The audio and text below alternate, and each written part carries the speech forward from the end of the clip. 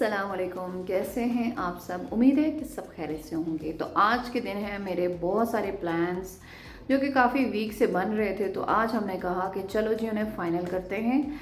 Furniture house जाना है, वहाँ से कुछ फर्नीचर देखना है अपने टेरेस के लिए। और लास्ट वीक गए थे तो एक सोफ़ा अच्छा लगा था टेरेस के हिसाब से, लेकिन फिर ये हुआ कि वो ऑलरेडी बिक चुका था।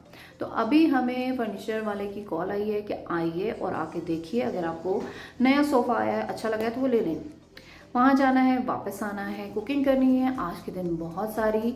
और आपसे रिक्वेस्ट है मेरे चैनल को सब्सक्राइब, वीडियो को लाइक शेयर ज़रूर करें और अपने कमेंट्स में बताएं, अपने कमेंट्स में हमारे कमेंट्स में बताएं कि आपको हमारा व्लॉग कैसा लगा है। तो चले स्टार्ट करते हैं आज का व्लॉग। तो मैं पहुंची हूँ जी फर्नीचर हाउस। वहाँ पे मैंने ये चेयर्स देखी हुई थी, मुझे बहुत अच्छी लगी और मैंने सुना था कि ये बहुत एक्सपेंसिव भी हैं। और मैं थोड़ी चीप शॉप में गई थी क्योंकि मुझे थोड़ा सा टेम्प्ररी सोफ़ा चाहिए था बच्चों के इस्तेमाल के लिए। और फिर ढूंढ ढूंढ के मिला, ऑनलाइन जो है वो बहुत ही एक्सपेंसिव पड़ रहा था और चार्जेस के हिसाब से भी ज़्यादा था। और मार्केट में मैंने रेट पता किया, 1 लाख 1.5 लाख का सोफ़ा मिल रहा था। तो मैंने कहा क्यों ना थोड़ा सा सस्ता ढूंढ के निकाला जाए। तो फिर मैं पहुंची इस फर्नीचर हाउस में और यहाँ से मैंने सोफ़ा भी पसंद किया और चेयर्स भी पसंद की। यहाँ पे ये मुझे झूला बहुत ही प्यारा लगा, लेकिन इससे बड़ी ही खौफनाक किस्म की वाइब आ रही थी। वहाँ से हमने सब कुछ फाइनल किया और निकले घर के लिए, क्योंकि एक छोटा सा प्लान बना हुआ था बच्चों के साथ। तो मैंने कहा पहले हम बच्चों को लेके जाते हैं। हाँ जी, तो बच्चे हैं तैयार और हम भी तैयार हैं। अभी जा रहे हैं ज़रा बाहर बच्चों को लेके। पिज़्ज़ा खाना है यम बेकरी के बेकर्स, क्या कहते हैं यार, यम बेकर है बेकरी है, बेकर्स, यम बेकर्स जा रहे हैं। वहाँ का पिज़्ज़ा बेकरी है, बेकर समझ आ गई है ना आप लोगों को। ठीक है, वहाँ जा रहे हैं पिज़्ज़ा खाना है, क्योंकि फैमिली में भी काफ़ी लोगों ने कहा है वहाँ का पिज़्ज़ा बहुत अच्छा है। तो अभी हम बच्चों को लेके वहाँ जाएंगे, ऑर्डर करेंगे, बैठेंगे, थोड़ा टाइम स्पेंड करेंगे बच्चों के साथ और फिर होगी वापसी। वैसे एक मज़े की बात बताती चलूँ कि मैं जब भी ड्राइव करती हूँ मेरी बच्चियाँ सीट बेल्ट बांध लेती हैं। पता नहीं उन्हें क्या लगता है, उन्हें हमेशा डर लगा है कि मम्मा ड्राइव कर रही है। और पाकिस्तान में ड्राइविंग मुश्किल भी है, ट्रैफिक काफ़ी थी। आइडिया नहीं था कि इस टाइम में ट्रैफिक ज़्यादा होती है, पर मैंने हिम्मत तो करनी थी। अब बच्चों को बोला हुआ था तो लेके तो जाना था मैंने बाहर। तो अब चलिए हमारे साथ यम बेकर के अंदर।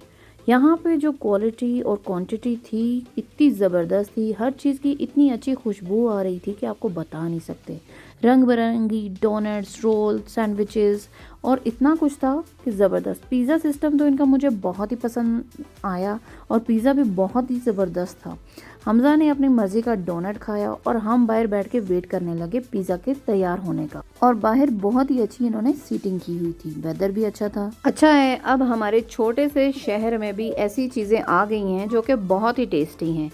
और फातिमा ने ली थी ये पेस्ट्री जो कि इसको बहुत ही पसंद थी। तो मैंने कहा तुम अभी खा लो, पिज़्ज़ा आने में टाइम है, 20 मिनट्स का टाइम उन्होंने हमें दिया था। और ये पेस्ट्री को ऐसे खा रही थी कि ये पहली और आखिरी पेस्ट्री ऐसे कि इतने अरसे बाद तो मुझे मिली और इतनी मज़ेदार हो। खैर अभी बहुत टाइम था जैसे कि पिज़्ज़ा रेडी होने में, तो इसने ये पूरी खा ली। वहाँ पे ये फुल हो चुकी थी।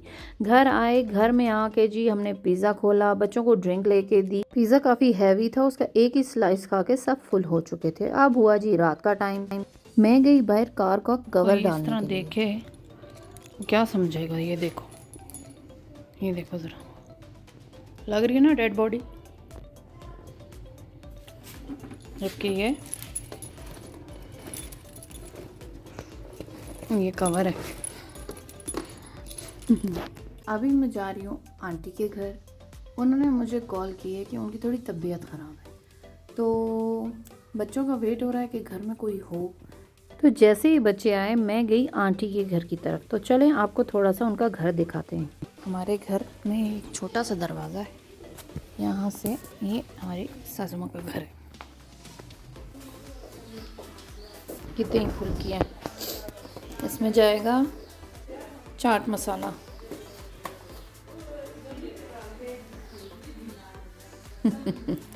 ये है चाट मसाला, कौन सा, नेशनल का। ये जाएगा जी फुल्कियों में जी, चिप्स, क्योंकि कुछ गेस्ट आए हुए हैं उनके लिए तैयारी हो रही है। तो जैसा कि मुझे बताया था कि आंटी की तबीयत ख़राब है, आंटी की तबीयत ख़राब नहीं थी, कुछ गेस्ट आए हुए थे। जब मैं गई तो वहाँ पे ये चीज़ें हमने तैयार की और फिर सर्व की। नेक्स्ट डे था जी स्कूल हमज़ा का, और मुझे सुबह-सुबह वैसे भी समझ नहीं आती कि मैं हमज़ा को क्या दूँ। एक तो दिमाग इलादा से ख़राब हो रहा होता है, पहले बच्चों को भेजो स्कूल, उसके बाद हमज़ा की टाइमिंग होती है, तो बस कंट्रोल नहीं होता दिमाग पे और समझ नहीं आती कि करें क्या। जो चीज़ आसान लगती है वही बना के दे देती हूँ। मैंने ये बनाए, साथ में बनाए नगेट्स, बना के उसको दिए। ये भी पता होता है कि उसने खाने नहीं है, लेकिन अब बच्चा है, लंच बॉक्स तो देना ही पड़ेगा। ये माँओं का बहुत बड़ा काम होता है कि बच्चों को स्कूल भेजो, उनके लिए फाइनली रात को डिसाइड करो उनको देना क्या है। तो ये मेरे पास बहुत ज़्यादा थे, पहले मैंने थोड़े से बनाए, फिर मैंने और ऐड किए। मैंने कहा क्या पता खा ले मेरा बच्चा, लेकिन मेरे बच्चे ने भी कसम उठाई हुई है, माँ जो मर्ज़ी ये दे, मैंने घर वापस लेके आने हैं और उस लंच को पूरे का पूरा बिन में डलवाना है। अब देखिए जी हमारी वैरायटी क्या क्या मैंने उसके लिए नहीं बनाया। फ्रेंच टोस्ट बनाए, साथ में फ्रेंच फ्राइज़ बनाए, फिर मैंने चिप्स नगेट्स बनाए, साथ में फ्रूट रखा। आपको क्या पता पूरे का पूरा उसके लिए बुफे हम खोल देते हैं। और फिर याद आता है कि हमारी अम्मा भी बनाया करती थी हमारे लिए सब कुछ, और हम कभी भी नहीं खाते थे, लंच भी वापस लेके आते थे। तो वो हमारे साथ अब हो रहा है। हो गई हमारी तैयारी और आज मैं इसको स्कूल जा रही हूँ, इसके साथ जा रही हूँ क्योंकि इसको चोट लगी है। तो मैंने कहा जाके पूछूं इसे चोट कैसे लगी, गिरा है, क्या वजह हुई है। तो अभी बस मैं निकलूँगी, वहाँ पहुँच के जो भी होगा वो मैं आपको बताऊँगी। तो यहाँ पे टीचर से बात करने के बाद मैं जा रही हूँ घर वापस। हमज़ा को ड्रॉप किया है, गाड़ी थोड़ा नीचे करके पार्क करनी पड़ती है। जैसे कि आप देख रहे हैं कि स्ट्रीट बहुत टाइट है, तो वॉक करनी पड़ जाती है थोड़ी सी। कैमरा खुलते ही ना हम म्यूट हो जाते हैं, समझ ही नहीं आती क्या बोलें। जो हो रहा है पाकिस्तान में सारी दुनिया को पता है, सिवाय सोशल मीडिया पे कुछ भी नहीं शेयर किया जा रहा। फेसबुक पे देख लें आप, टिकटॉक में देख लें, कहीं पे भी चले जाएं, आपको ऐसी ऐसी न्यूज़ मिल रही है जो कि सोशल मीडिया पे अभी तक ऑन एयर नहीं हुई। खैर, पहले इन्होंने बोला कि 2 दिन नेट बंद रहेगा, उसकी टेंशन, बच्चे 2-2 घंटे बैठ के रेगुलर उन्होंने नेट देखा कि जब 2 दिन नेट नहीं होगा तो हम क्या करेंगे। मूवीज़ डाउनलोड की, ड्रामे डाउनलोड किए और फिर नेट नहीं गए। ये है पाकिस्तान, जैसा पाकिस्तानी टीम कहते हैं जीतेगी जीतेगी और हमेशा हार के आती है। इस तरह पाकिस्तान में बहुत सारी चीज़ें हैं जो कि बोला जाता है कि होंगी लेकिन होती नहीं। तो अभी मैं आई थी बाहर इटालियन मॉल, यहाँ से मैंने ग्रॉसरी की। जैसे कि मैंने आपको बताया था कि बहुत सारी कुकिंग करनी थी, केक बनाना था, पिज़्ज़ा बनाना था, कुकिंग बाकी घर का जो है वो सालन बनाना था। एक तो समझ नहीं आती, हर सुबह उठ के ये सोचना पड़ता है कि आज क्या पकाएंगे, क्योंकि मुझे लगता है कि औरतें मेरा ख्याल से हर चीज़ ही हैंडल कर सकती हैं सिवाय इसके कि ये सोचना है आज के आज हमने बनाना क्या है, कोई मशवरा। और वो हर बंदे से पूछती हैं तुमने क्या बनाया है, आज क्या पकाएं, कुछ समझ नहीं आ रही है। और अगर गलती से कोई हस्बैंड से पूछ ले तो वो हमेशा की तरह शहंशाहों की तरह बोल दे तुम्हारा जो दिल करता है वो बना दो। और जब उनको बोलो क्या खाएंगे, हम अपने ऑप्शन दे, तो वो कहते नहीं ये नहीं पकाना, ये नहीं पकाना। और जब बोलें क्या बनाएं तो तुम्हारा जो दिल करता है। अब सच बात दिल की क्या बताएं कि हमारा तो दिल ही नहीं करता कि हम कुकिंग करें, पर मजबूरी है, अल्लाह ने कुछ जिम्मेदारियां डाली हैं वो पूरी तो करनी है। शाम का टाइम है इस वक्त और मैं बना रही हूँ बच्चों के लिए पिज़्ज़ा। सारा कुछ घर में मैंने बनाया, डो भी मैंने घर में बनाई, जो जो चीज़ें घर से निकली वो मैंने बना के रेडी किया एक पिज़्ज़ा। और मुझे डाउट था कि पता नहीं कुकिंग रेंज में ये कैसा बनेगा। ये फ़र्स्ट टाइम अटैम्प्ट थी मेरी पाकिस्तान में होते हुए पिज़्ज़ा बनाने की। अब बच्चों को बहुत अच्छी खुशबू आ रही थी क्योंकि चिकन जब मैंने फ्राई की तो उसकी खुशबू बहुत अच्छी थी, बटर में फ्राई की थी। तो बच्चे आसपास आके खड़े हो गए कि ये कब रेडी होगा। मुझे ये डर था कि कुकिंग रेंज में तो जाएगा लेकिन पता नहीं किस शक्ल में निकलेगा। तो मैंने कहा चलो जी अल्लाह का नाम लेके, और मैंने प्रॉपर सर्च किया गूगल में कि पिज़्ज़ा का कितने टेम्परेचर, टाइम और सब कुछ होता है। उसके अकॉर्डिंग मैंने हर चीज़ फिक्स की और पिज़्ज़ा को अल्लाह के हवाले किया और कुकिंग रेंज में डाल दिया। और जैसा कि आप देख रहे हैं चीज़, मेरे पास श्रेडेड चीज़ नहीं थी, जो चीज़ स्लाइस निकले मैंने छोटे छोटे करके पिज़्ज़ा के ऊपर डाले थे। अब मुझे डाउट था कि ये पिज़्ज़ा तो बन रहा है लेकिन अब चीज़ का क्या हाल होगा वो आइडिया नहीं था।